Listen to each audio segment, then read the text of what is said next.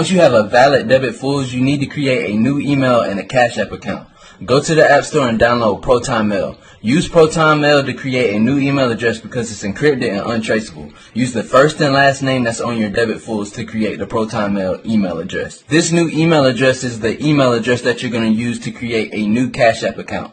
Go back to the App Store and download Cashapp. When you open up a Cashapp account, it's going to ask you to enter a phone number or an email address to create a new account. Make sure you select email and enter the Proton Mail address that you just created. To finish setting up the Cashapp account, use the credentials from your Debit Fullz. Do not use any personal information to set up this new Cashapp account. After creating an account, it's going to ask you to link a bank using a debit card. Enter the debit card credentials from your Debit Fullz. If you have a valid Debit Plus Fullz, the card will link with no problem. After completing this step, you should be able to go to banks on the Cashapp account profile and see the debit card linked to the account. Now, you're almost ready to cash out. Make sure you watch this entire video so that you don't miss any steps and fuck this up. Go to the Cashapp home screen where it shows your $0 balance and click Add Cash.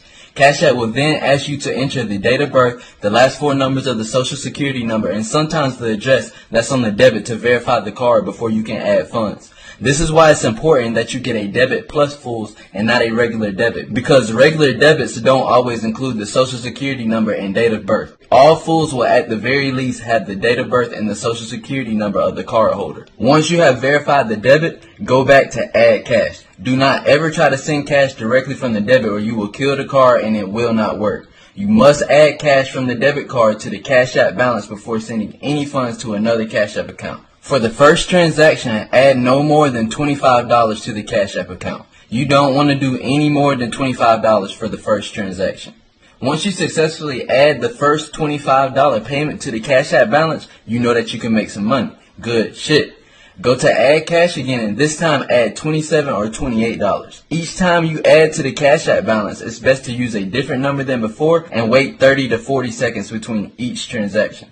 After the first 2 or 3 transactions, it's okay to add over $100. Keep this process up until you get around $500 to $600 in the Cashapp balance. Once you have $500 to $600 in the Cashapp balance, you should send the funds to another account before attempting to add more money.